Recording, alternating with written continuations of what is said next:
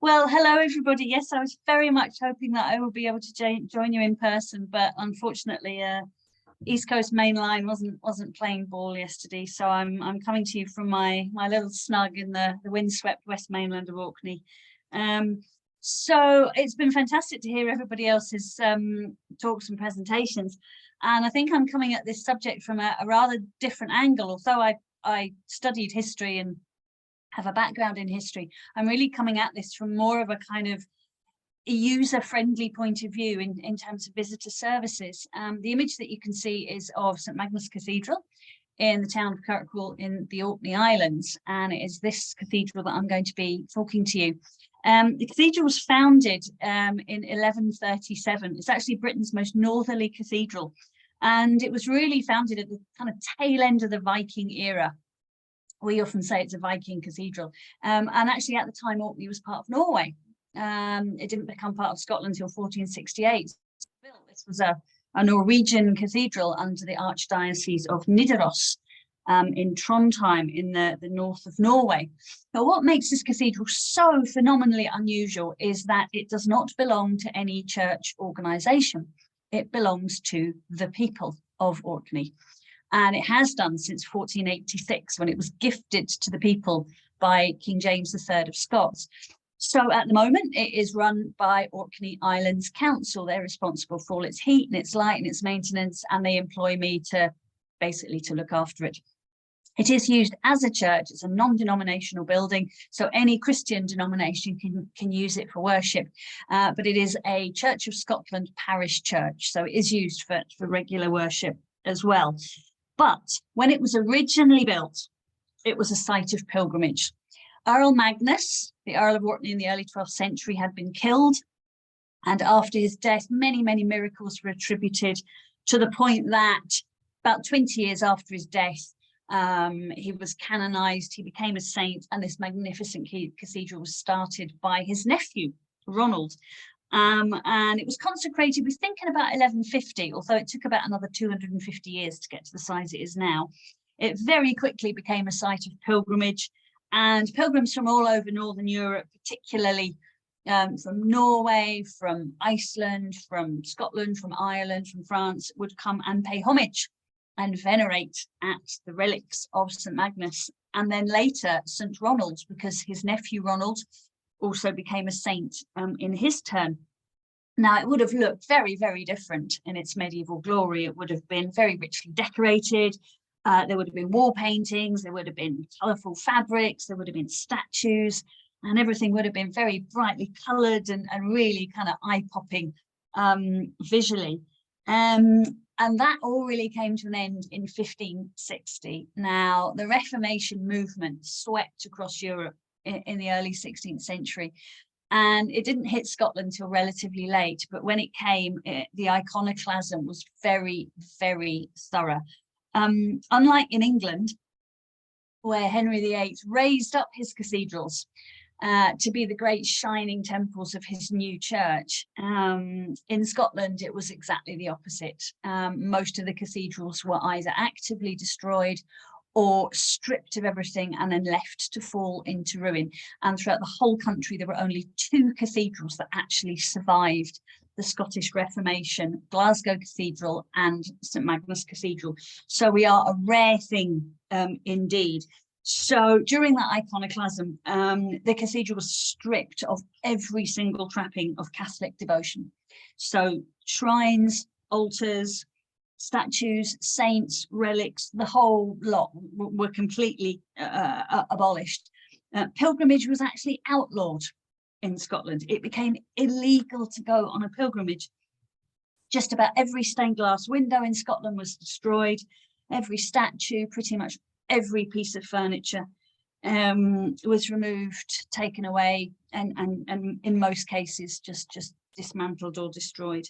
So in St Magnus, everything was stripped out, and they covered every single surface with some sort of lime wash or plaster or paint, and they carried on doing that for about another 350 years. So layer upon layer upon layer of plaster and paint covering, simply to obliterate all evidence of pre-Reformation devotion. Now, there were two main periods of restoration of the cathedral. There was one that was done in the middle of the 19th century, and then there was another one even bigger that was done in the 20th century. From 1913 to 1930, the cathedral was restored from top to bottom. And one of the things that they did was to tackle the wall surfaces, the great pillars, the arcades, the stone walls, to basically clean them up and make them more presentable. So the restorers tackled the wall surfaces with whatever means they had to hand. My colleague, Meredith, who's the historic buildings conservator, actually found the piece of paper where they described how they'd cleaned the walls. And she came in one day and she had this piece of paper and she says, "Well, Fran, it's as bad as we thought." And I said, what did they do? And she said, "Wire brushes and caustic soda." And that is actually how they cleaned the walls, and they scoured them. So this was the result. Whatever this wall might have looked like in the past, this is what it looks like now. So not only were paint surfaces stripped off, but actual plaster from the medieval times as well. And what it's created is this very rustic kind of red sandstone. It gives us this kind of air of rusticity, but also kind of integrity and honesty, and everybody absolutely loves it the way it is now. It's been like this for about 100 years, and it's a very far cry from its medieval glory. So in 2016, I should say, I've been in post since 2010, and I'm always looking for new ways to think about the building, to interpret it for visitors. And in 2016, someone lent me a copy of Matt Champion's book on medieval graffiti, which seems to have inspired so many of us to look into this aspect of our buildings. So with my interest peaked, I thought, right, well, let's have a look, you know, in this scoured and scraped and cleaned to within an inch of its life building, you know, could there possibly be anything left? I didn't have very high expectations, I must say. You know, wire brushes and caustic soda can do a lot of damage. But to my delight and surprise, there were some marks that were still visible. Now, chief amongst them were stonemasons' marks. I find these on many medieval buildings. In fact, one of my predecessors, Albert Thompson, had surveyed these marks in the 1950s. And it is one of the most obvious things in terms of medieval, or indeed any mark making, that we can find, these marks incised into the walls. But there were other marks as well. And this really raised three questions for me. After so many, you know, years of restoration and quite brutal restoration, would there still be graffiti and mark making from previous centuries? If there was, how could it be assessed, and how could it be used to interpret the building for visitors?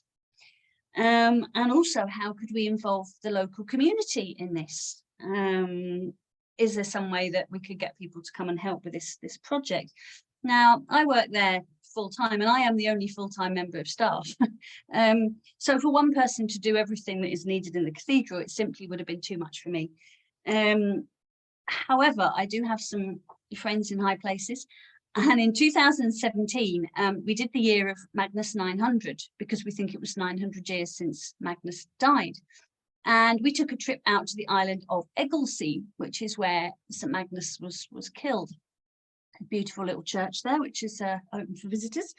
And on the ferry back, I had two very interesting conversations. Now, when you're on one of these little inter-island ferries, you know, there's nowhere to go. You've got a captive audience.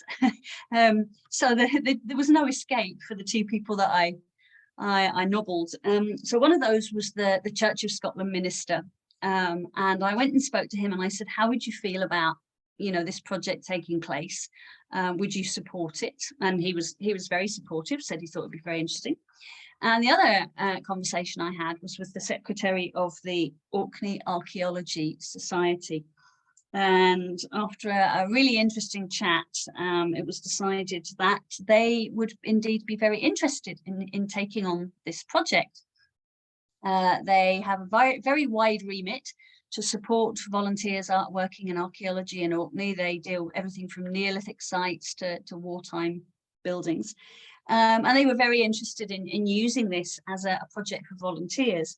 Now, it's a perfect project. If any of you have ever been to Orkney, you'll know that, you know, our weather can be, you know, variable. And anyone wanting to volunteer in archaeology, very often, you know, you find yourself outside in not particularly nice weather. The dig season in Orkney is quite short. I know down in England it can be, you know, 6 months of the year, but in Orkney it's maybe 7-8 weeks of the year when it's actually possible to conduct archaeological excavations outside. So this was a really good project because it could be done inside and it could be done at any time of year, in the warm, in the dry, but also it could be done by people with limited mobility. Because, you know, excavation's a hard thing. It's very hard on the knees. You're outside in the wind and the wet. And it's not always suitable for people with accessibility issues. But this project was very suitable for that. And so OAS took on the task of applying for funding from the Heritage Lottery Fund, as it was then. And they put together a project to record the graffiti in St Magnus Cathedral. And actually it just popped up in my Facebook memories this morning. It was actually 4 years ago to this day that they received notification from HLF that they've got funding for the project. So it's quite an auspicious anniversary.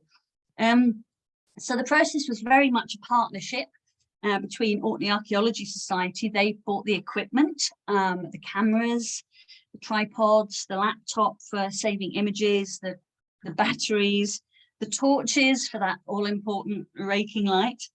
The Orkney Islands Council buildings team provided some nice plans and elevations that could be used for plotting the graffiti. The University of the Highlands and Islands Archaeology Institute provided the archaeological expertise in the form of Dr. Antonia Thomas, whose fields of research have included graffiti in many contexts, but particularly incised decoration on Neolithic stones at the famous Nesebrodka excavations in mainland Orkney. So they also provided the data sheets, the means of data input, the analysis, and also the training for the volunteers as well. There was also the visitor services team led by myself, and we were basically the kind of administrators of the project for the volunteers, to sign them in and out, to make sure they got the equipment, to manage the online booking system, and also, of course, and crucially, the volunteers themselves from the local community, who really responded well to our call. So we put an advert in the paper, talked about it on our local radio station, and used social media to attract people to the project. We ran 3 training sessions on site, which were led by the University of the Highlands and Islands Archaeology Institute and me.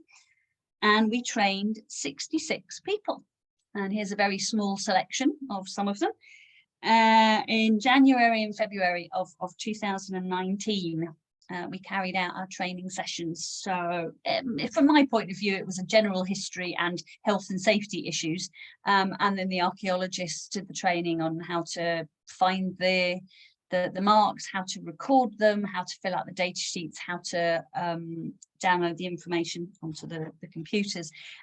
We restricted ourselves to the ground floor of the cathedral for that accessibility issue mainly, but also nobody was to go standing on chairs or up ladders, because we thought most of the mark making was going to be done from a standing position. You know, people making any marks, whatever they might be, were not going to be going up ladders themselves. You might find 1 or 2 bits, but the majority of it was going to be from a, you know, somebody standing or sitting on the ground floor. So our buildings architects in the council provided some lovely images of wall elevations, and the survey was broken down into sections. We then had an online booking system for the volunteers to sign themselves up for 2-hour sessions in teams of 2 or 3.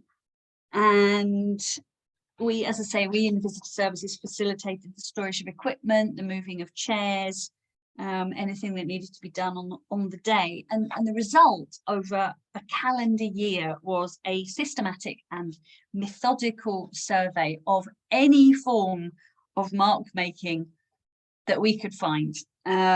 So the result was over 600 marks were recorded, and that ranged from stonemasons marks from the original phases of construction right up to graffiti from Second World War personnel. Orkney was a busy place during both world wars, because our big natural harbour of Scapa Flow was the main base for the British fleet. Over the course of the Second World War, for example, there were over 40,000 service personnel in and out of Orkney. And when you consider that the population of the islands is only 20,000, you can imagine that had a massive impact on the islands themselves. So there's quite a lot of evidence throughout Orkney of the wartime activity. So we also found, this one seems to have excited people inordinately, hidden away under the choir stalls. Somebody in the mid-1980s had stuck a Blue Peter sticker from a very old Blue Peter campaign that says, "I'm a Blue Peter weather beater." So we found a Blue Peter sticker in the 1980s. And of course, as one would have hoped and expected, quite a few indicators of medieval devotion, including this lovely deep incised cross, which is a very beautiful item, I think. So we've got represented here kind of fair cross-section of society in Orkney over the years, represented in graffiti and mark making. And until this project, we really had little idea that it was here at all. So people did question the study, as always. You know, people would say, at what point, you know, does it become vandalism? And in our case, we actually have a date for that. In July 1891, a man called Henry Hutchins was brought to court and accused of carving his initials on the walls of St Magnus Cathedral. He readily admitted it and said that everybody else had done it, so there was no harm in it. But the sheriff took a dimmer view and said, no one must do it from now on. And the very next year, in 1892, they employed their first custodian, so my predecessor. And then these lovely signs went up all the way around the building. Any person or persons cutting or injuring or defacing any part of the fabric, woodwork of or connected with this building will be prosecuted. So there we go. So in 2019, whilst the survey was still going on, we conducted, that's me talking, surprise, surprise, the local Orkney International Science Festival. We did tours of the graffiti, and that was very popular. We got a very nice write-up in the paper.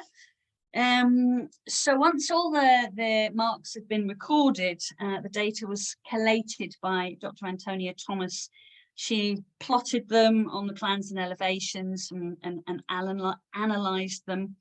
And there was also volunteers carrying out historical research from written records. So the report came out in June 2021. It was published by ORCA, the Orkney Research Centre for Archaeology. There was also 2 talks for the Orkney Archaeology Society in 2019 and 20, delivered by Antonia and myself. And in fact, they're on their YouTube channel. The Orkney Archaeology Society has a good YouTube channel, and both of those talks are available if you wanted to look at them.